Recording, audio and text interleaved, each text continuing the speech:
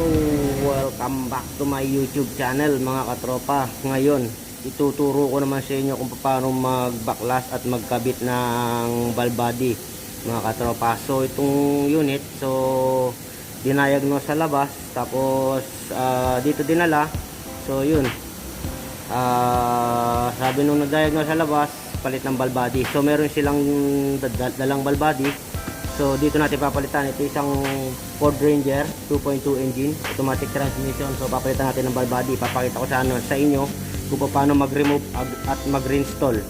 So ayan mga katropa, maraming salamat sa mga sumusuporta sa aking channel, lalong lalo na ang mga YouTubers, subscriber, viewers ng aking channel. Maraming salamat sa inyo mga katropa sa pagsuporta sa aking channel. So ngayon, yun nga, papalitan natin ng valve body. So papakita ko sa inyo kung paano yung simpleng paraan kung paano tayo magbaba ng valve body at kung ano-ano ang ating mga tatanggalin para magkaroon kayo ng idea pagka kayo naka-encounter mga katropa pagbaba ng Ford Ranger valve body. So umpisahan na natin mga katropa. So ngayon mga katropa, ipapakita ko muna sa inyo yung valve body. Ito yung valve body natin na ating ikakabit. Tapos meron tayong 10 liters na ATF Mecron LB automatic transmission fluid pang Ford tsaka Mazda. Yan. So siyempre pag nagpalit tayo ng valve body, papalitan na rin natin ng strainer. Yan. Ito yung ATF filter nya mga katropa. Yan. Pang Ford mga katropa. So same lang din naman sa Mazda yan. So siyempre meron tayong gasket na katropa. Yan yung part number para alam nyo, para mapag kayo yung ano yan, yung part number yan. Tapos ito rin yung part number ng ATF filter. So ngayon mga katropa, yun, nakita nyo na yung ating mga gagamitin ngayon. Papakita ko naman sa inyo kung alin yung mga tatanggalin natin mga katropa para magkaroon kayo ng idea. Siyempre bago natin ibaba yung pan na yan, so siyempre magtatanggal tayo ng selector lever. Yan, kasi nakaharang dito yan, selector lever. Tatanggalin lang dito sa dalawang ano yan, dito sa dalawang 10mm na yan, dyan tatanggalin. Tapos dito huhugutin yan. Yan, selector lever, selector lever cable yan. Tapos siyempre meron siyang socket connector dito. So yan yung tatanggalin natin mga tropa para mahugot natin yung valve body mamaya, kasi nakakonect yan sa valve body. Yan mga katropa. So hugutin natin. Pipihitin mo lang ng pa counterclockwise to. Yan, counterclockwise, lalabas na siya mag-isa yan. Tapos hugutin mo lang. Yan. So tapos itatabi mo lang konti. Yan. So okay na yan. Yan, hugutin mo lang, ikutin mo lang yung lock ng counterclockwise. So susunod natin yung ating selector lever. So yan, tatanggalin natin yung 10mm ng selector cable mga katropa. Dito na yan.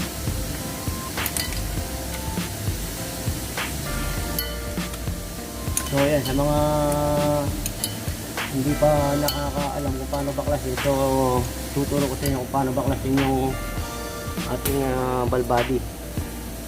So alam ko marami nang nakakaalam, pero sa mga hindi pa nakakaalam baka makatulong siyempre. Yan.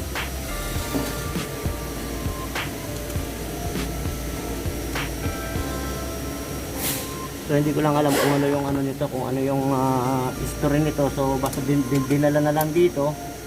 Ang sabi, palitan ng valve body. So yun. Napapalitan natin ng valve body.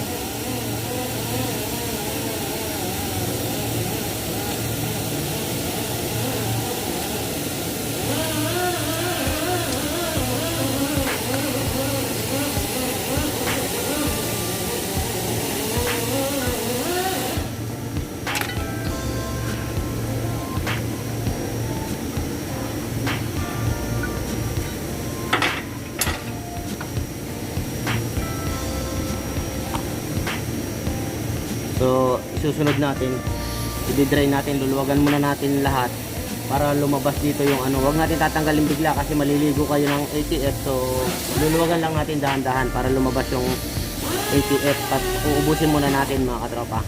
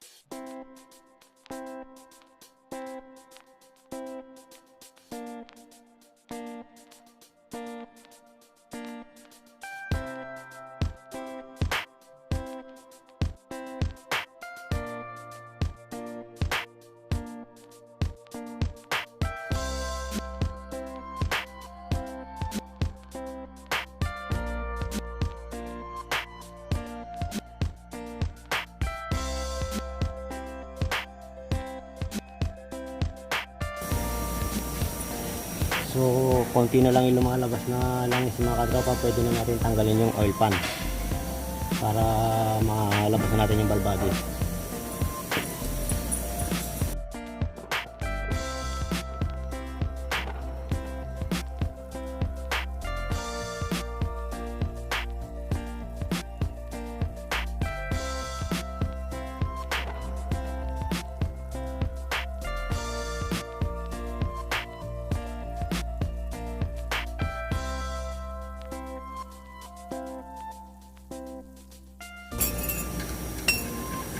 Ayan.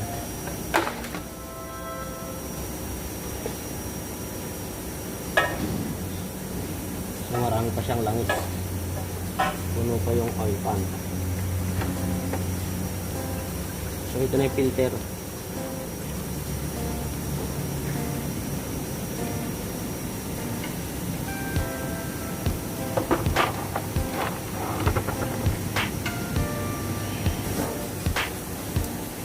Valve body, meron tayong torch na bolt.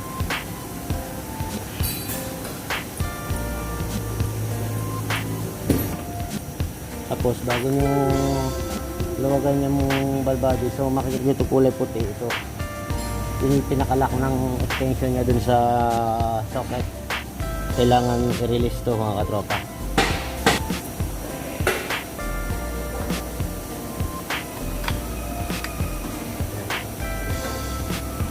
Hilahin nyo lang.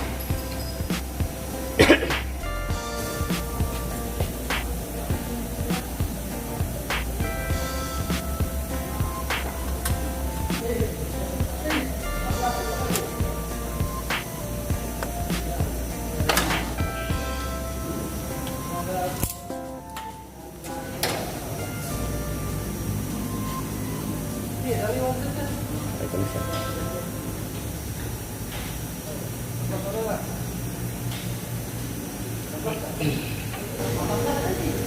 Nakikita nyo mga tatanggalin yung mga torch bolt na torch, mga trapa, yung malalaking ulo. Yan. Ano ito? 1, 2, 3, 4 5, 6, 7. Yan. 7. Tapos yung nandito sa loob.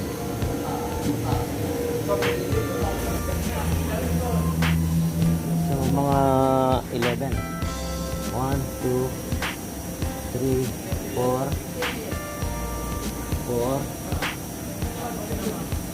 5, 6, 7, 8, 9, 10. Mga 10 volt mga tropa.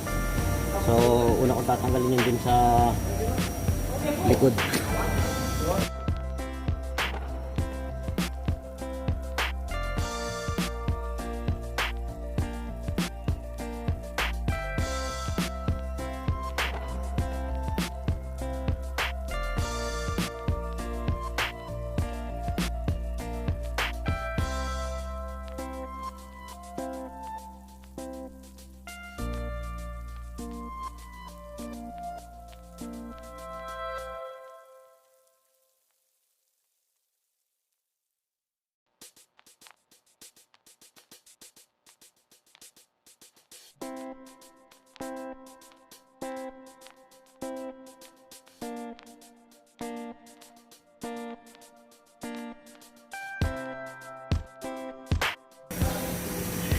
So naibaba ko na mga katropa.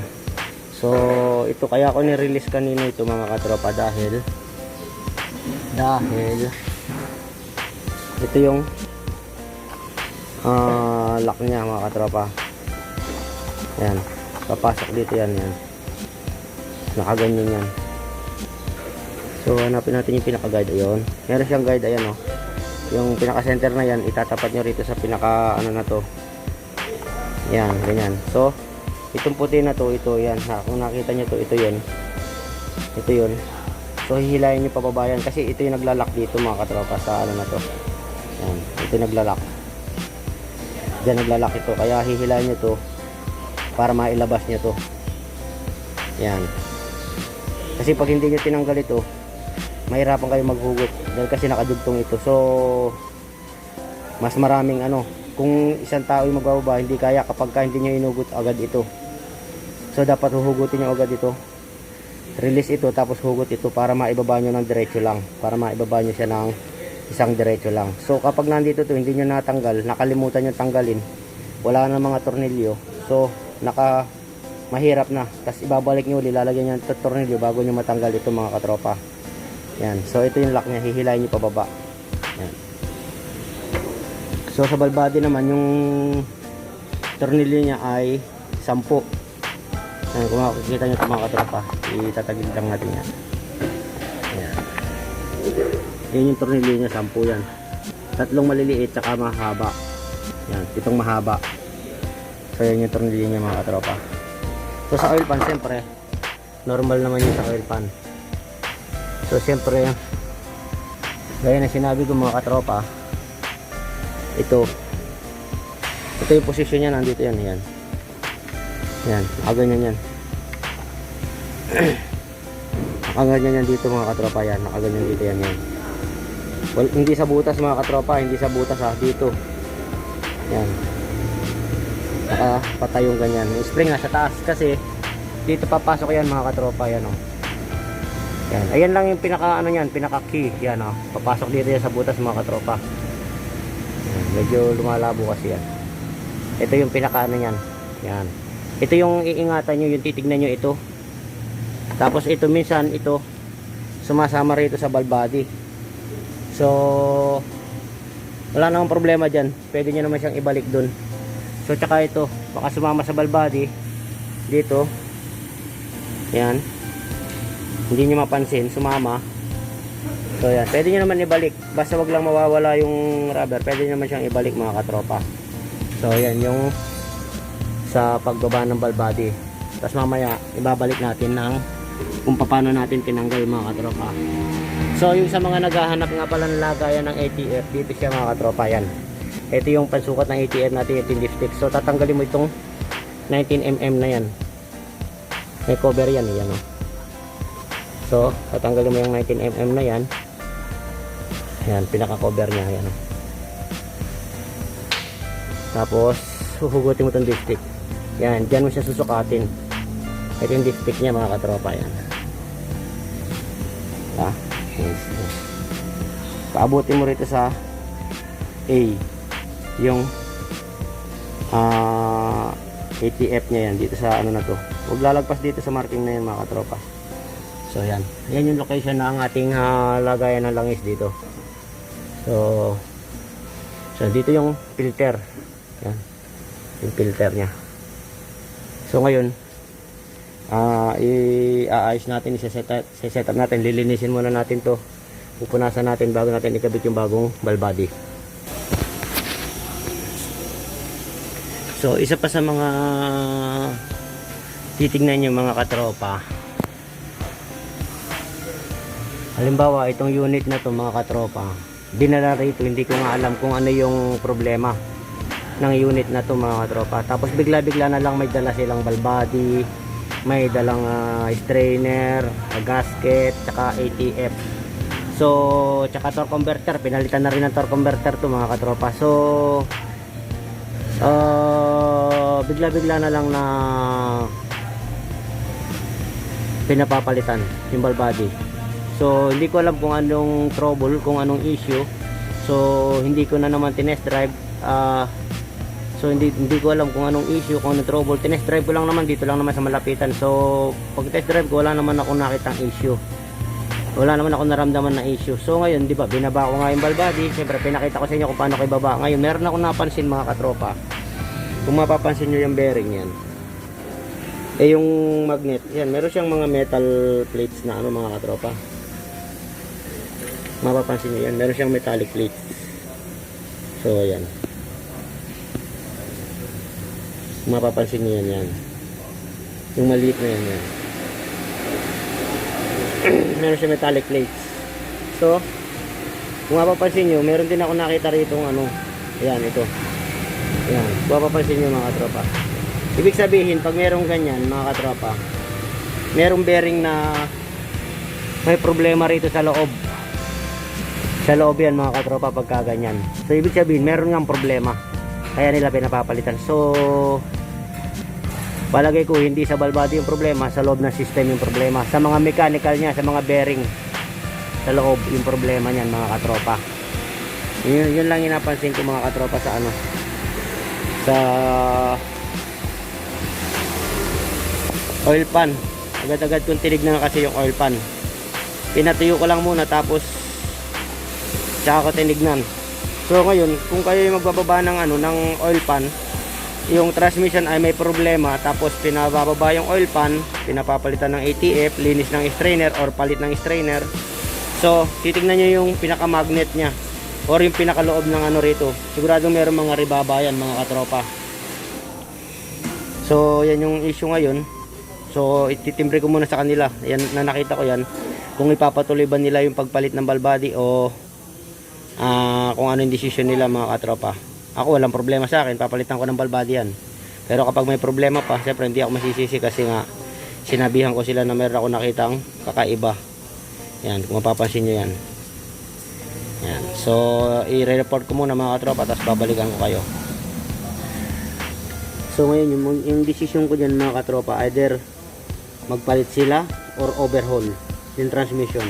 So kung overhaul naman mga katropa, walang problema sa akin yan, i-overhaul ko yan. So titignan natin kung saan banda yung may problema, saka natin papalitan mga katropa. Kung papalitan naman nila ng assembly, wala rin problema. So magiging tanggal kabit tayo kasi assembly mga katropa. Sa overhauling walang problema sa akin yan, kayang-kaya nating overhaul yan. So hintayin na lang tayo ng desisyon. So siya nga pala mga katropa, bago natin ano yung video tapusin, kasi maghihintay tayo ng desisyon. So i-share ko sa inyo kung ano yung nasa loob ng transmission, ball body. So ito yung sa connector niya mga katropa. So ito naman yung nandito sa loob niya, yung input tsaka output mga katropa. Tsaka yung inhibitor switch na sinasabi, nandito na sa loob. Yan. So nandito yung manual valve. Ito yung manual valve niya, yung nakadugtong sa inhibitor switch. Pero hindi naman kasi inhibitor switch na yung tawag dito. Kung tatawagin natin yung buong ito, yan. Kasi pag nagpalit tayo ng electronic parts ng valve body ng Ford Ranger or Mazda, so or yung mga ibang sasakyan, yung kulay itim na yan, so yung tinatawag nilang lead frame sa Mazda tsaka Ford, yan. So nandiyan na rin yung ATF temperature, nakasama na rin. So siyempre kasama yung ating solenoid. Yan yung mga solenoid nya. Yan. So ito yung bagong valve body. Ito yung sinasabi ko, yung tatanggalin nyo muna, i-release nyo muna para mahugod nyo yung extension na pinakita ko sa inyo kanina. Tapos siyempre nandito yung solenoid body service information. Yan, solenoid body strategy, solenoid body ID. Yan, may mga ID kasi yan, mga ID number. So ito yun. So meron din siyang direction kung paano gagawin yan mga tropa. So kompleto yan. So gaya ni sinabi ko, pagkakabit nito, so i-reprogram mga katropa para gumana yung shift. Yan yung mga solenoid. Yan. Nikintab, bagong-bago. Kasi bago itong balbadi natin. So, hindi rin natin na iaano ito mga katropa. Hindi natin makakabit. Kailangan kahit ikabit natin yan.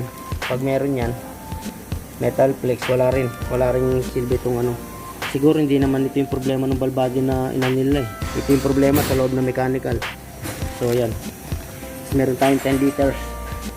Tsaka mga strainer, tsaka filter, gasket, tsaka filter. So ayan mga katropa. So ayan mga katropa, gaya sinabi ko, meron nga metallic flakes, di ba? So yung decision nila mga katropa, tinawagan yung company, so pinababalik na lang mga katropa. So hindi ko nakasalanan kung merong maging problema man yan, kung ano man yung maging problema yan. So hindi natin sagutin yan mga ganyang decision mga katropa. Kaya pag kayo yung gagawa, titignan nyo muna yung oil pan. So ngayon yung decision nila, ilalagay ko yung bagong ball body, tapos ibabalik ng ganun lang. So kung magkaroon man ng problema, labas na tayo dun mga katropa. So yun yung sinasabi kong decision nila mga katropa, hindi ko decision. So ngayon lilinisin ko muna tong oil pan para maipakita ko na sa inyo kung paano yung pagbabalik mga katropa. Linisin ko muna yung oil pan mga katropa. A few moments later. So ayan mga katropa, nakaset na yung ating ball body. Sasampan na natin. So gaya ni sinabi ko, hindi nila inaprubahan na i-overhaul. So pinapakabit na lang. So susunod lang tayo sa gusto nung may-ari or yung gusto ng company para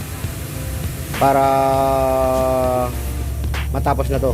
So ito yung mga bolt nya, tatlong maliliit, 2, 4, 6, 8 na mahaba, tsaka ito yung sa oil pan, tsaka ito yung nandito mga katropa. Yan, ganyan. So dito siya, yan. Dito siya, yan. So sa pagkakabit ng ball body mga katropa, so nakita nyo itong selector lever. So itatapat nyo rito sa manual valve. Baka makalimutan nyo kasi minsan nakakalimutan yung hindi kabisado.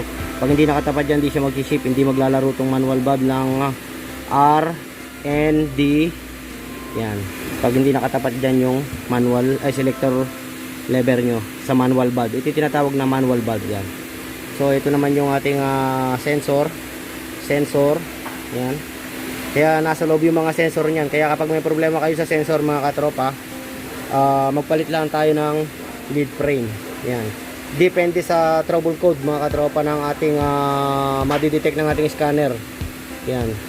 Pero kalimitan lead frame ang sira niyan mga katropa sa Ford Ranger tsaka BT50 2.2, 3.2 yan. Kahit anong merong lead frame, pwedeng mangyari yung mga ganong sitwasyon. Kaya nga natin ini-scan para ma-detect natin kung saan galing yung trouble code.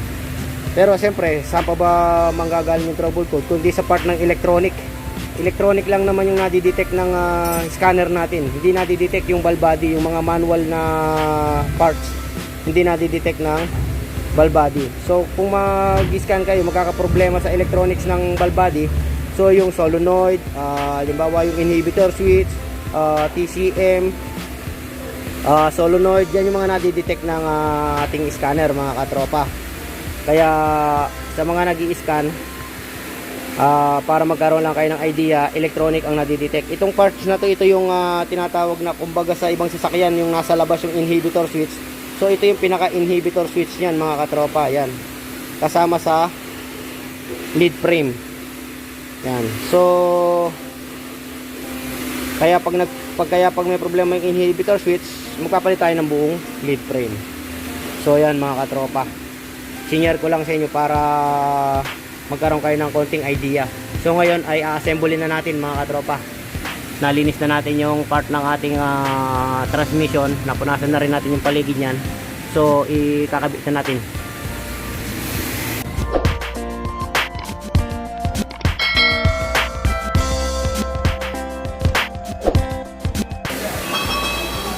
So, i-assemble natin yung ball body mga katropa. So, gaya na sinabi ko, mauuna ito, tapos ball body, tapos tignan nyo kung nakatapat yung manual valve dito sa selector lever mga katropa. So, i-check nyo na rin yung seal dito, tsaka itong tatlo na to, merong seal, merong o-ring yan. Bago nyo isang pa yung ball body, tsaka ito yan. Siguraduhin yung nandyan yan. So, ito ikakabit natin sa ball body.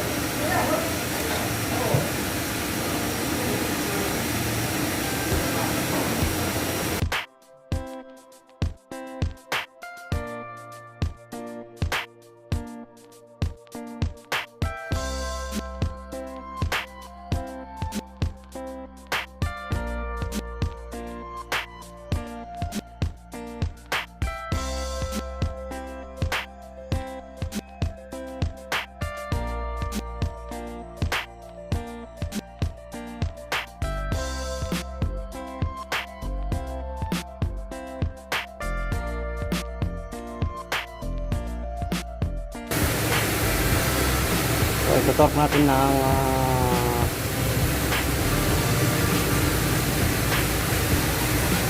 16 Newton meter.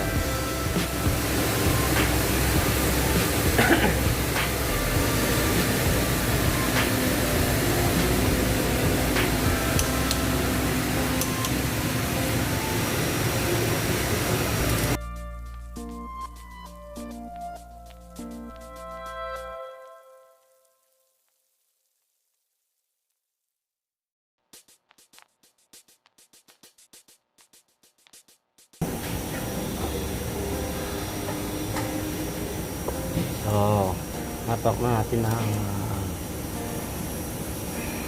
16 Newton meter. So, kakabit na natin yung extension bago natin ikabit yung ibang part.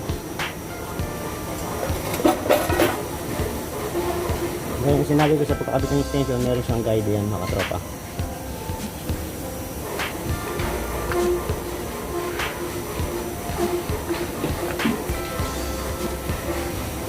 So, didiinan nyo lang dito sa likod. Tapos ipapasok nyo na ito. So, yan. Okay na yan.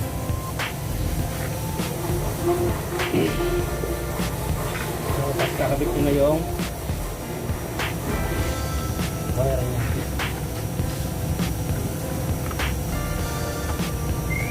Itusok nyo lang tapos clockwise. Yan.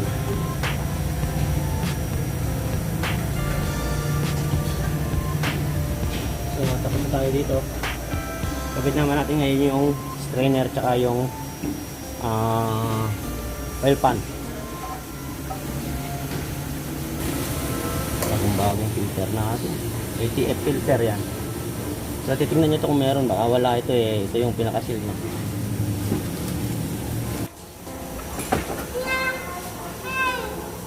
So, meron siyang procedure.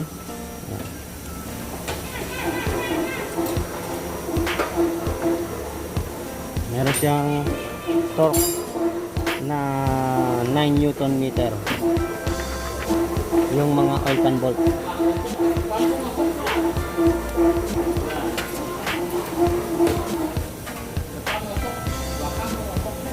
Ganyan lang yung pagkabit yan.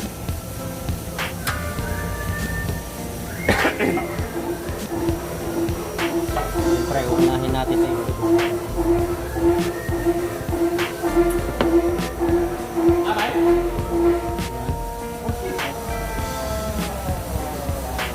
Susunod natin yung oil pan.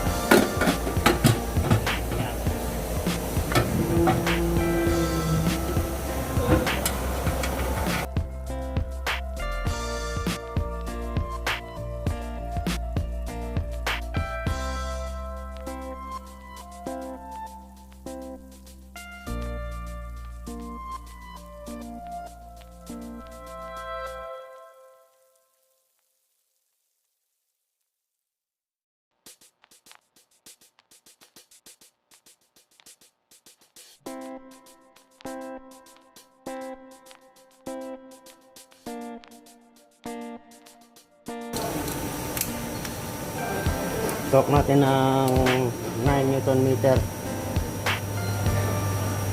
7, 8, 9.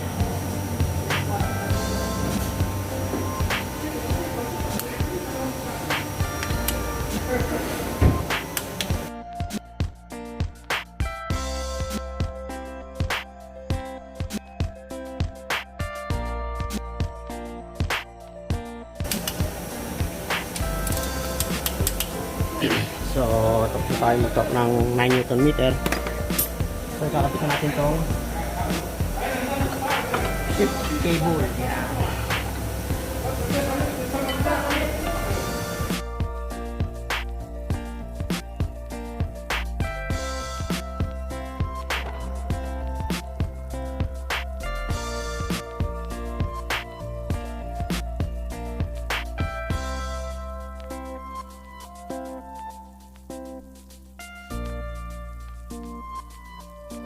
A few moments later.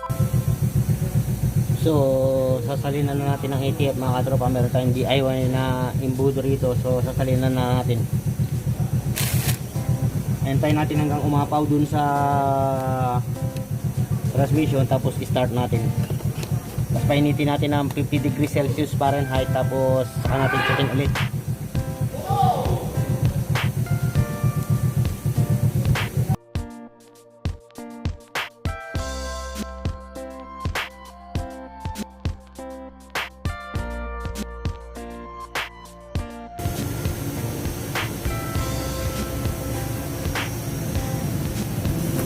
So ayun mga katropa, puno na dun sa ilalim ng maapaw na. So i-start na muna natin bago natin check. So i-start muna natin siya. Tapos i-try natin uminit. Ayun. Yung battery hindi nakalagay, hindi nilagay nung kasama natin. So ilalagay muna natin yung terminal. Negative battery yan.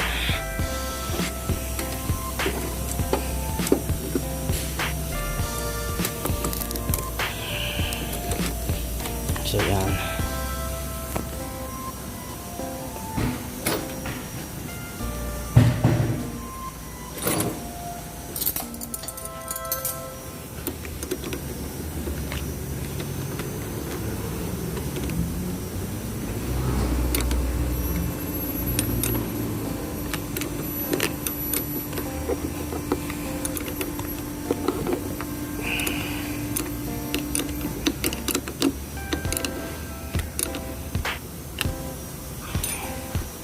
So start natin para pumasok sa loob yung ATF. So yan. Kailangan makompleto na muna natin yung ATF.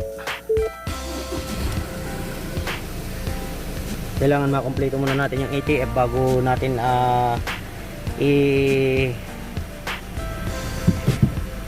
program.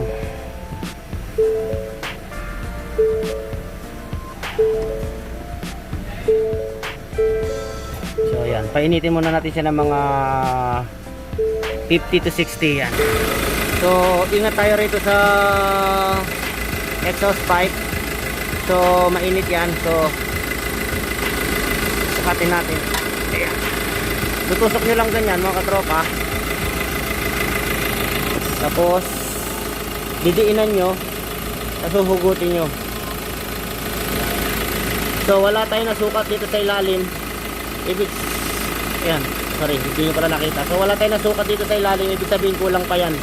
So dadagdagan muna natin.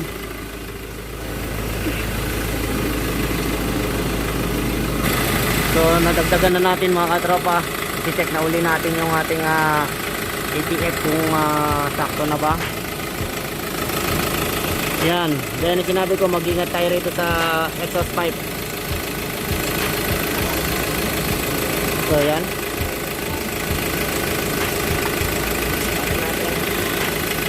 So yan, umabot na siya rito sa ano yan, hanggang dito na siya. Dito sa baba. So dagdagan pa natin ng mga half liter para umakit ng konti rito mga katropa. So yun, bigyan natin ng half liter. So ayun, okay na yung ating ATF mga katropa, natakpan ko na rin. So ngayon pinakiramdaman ko yung transmission nya. Pag nakalagay sa D, ano naman siya, okay naman, umaabante naman. So pag naglagay sa R, meron naman siya. So hindi ko pa siya pinoprogram. So tetestingin ko muna kung kumpleto yung ship nya, at kung may maramdaman akong kakaibang hindi maganda, tsaka natin i-program mga katropa. So ngayon okay naman siya. So test drive muna natin. So ayan mga katropa, nasa N tayo, lalagay natin sa D. Meron naman siya reaction. Lagay natin sa R. Ayan, nagre-reverse naman siya sa D. Ayan, okay naman siya. So test drive muna natin. Tignan natin kung okay ba yung shifting niya.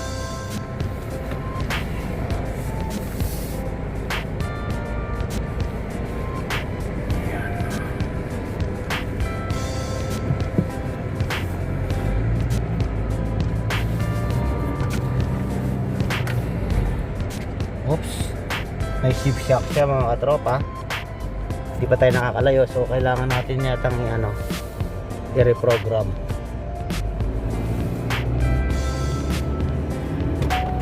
Oh, lakas ng shift shock. So yan,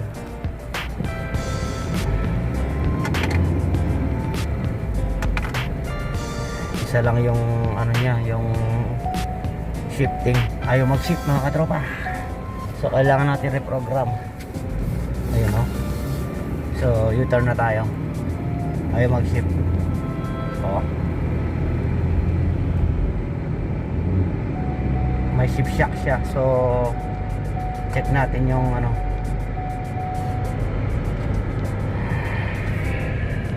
So ayan mga katropa, natapos na natin itong palit ng ball body. So nakita nyo naman kung paano palitan ng ball body, sa kung paano i-setting at ano pa yung mga dapat tanggalin. Nakita nyo naman step by step, pagtanggal, pagbalik. So ganun lang kasimple yun mga katropa.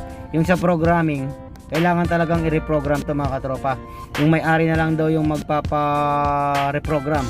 So pwede naman siyang i-travel, may konting shift shock lang. So bahala na sila mga katropa, kasi yung problema nito palagay ko may shift shock yung problema nito. So pagdala kasi dito meron ng ball body, torque converter, tsaka yun nga yung mga parts nila. Kumbaga labor lang sa amin mga katropa. So yun, sana nakakuha kayo ng idea sa kung paano magpalit ng ball body mga katropa. Simpleng simple lang naman mga katropa. Kung palit lang tsaka baklas, kabit lang, madali lang. So yung problema natin kapag ginawa natin sa labas, wala tayong pang reprogram, yun ang problema natin mga katropa sa unit. Pero kayang-kaya yung tanggalin tsaka baklasin kailangan. So dadalhin nyo na lang para sa reprogramming, kung sa Ford or saan merong scanner para ma-reprogram. So ganun na lang mga katropa. Saka yung ATF natin na yun, kung didrain mo yung torque converter, siguro yung sa torque converter more or less 2 litro. Tapos yung sa labas mga 9.5 or 10 liters or 10.5, mga ganyan naglalaro yung ano niya. Basta meron kayong 10 liters, hindi kasama yung sa torque converter siguro lahat mga nasa 13 liters yan flat. Pasok na pasok kung drain na drain yung torque converter mga katropa. So yun, nakita nyo naman yung parts, lahat pinakita ko mga katropa. So ngayon hanggang dito na lang itong video na ito mga katropa. Tatapusin ko na itong video na ito para makakuha na nila, ma-release na at ma-reprogram na nila. So ganyan sinabi ko, yung problema nya, kung di ako nagkakamali, shift shock. Dahil pinakita ko sa inyo yung problema, yung meron ko nakitang metallic plates dun sa oil pan. So in-inform natin sila. So sabi nila ikabit na lang yung ball body, walang problema dyan, kami nang bahala dyan, sabi niya. Siguro kailangan na kailangan yung unit, kaya ganun. So yan mga katropa, hanggang sa muli, stay safe, stay tuned, God bless, bye, thank you for watching mga katropa. See you my next video.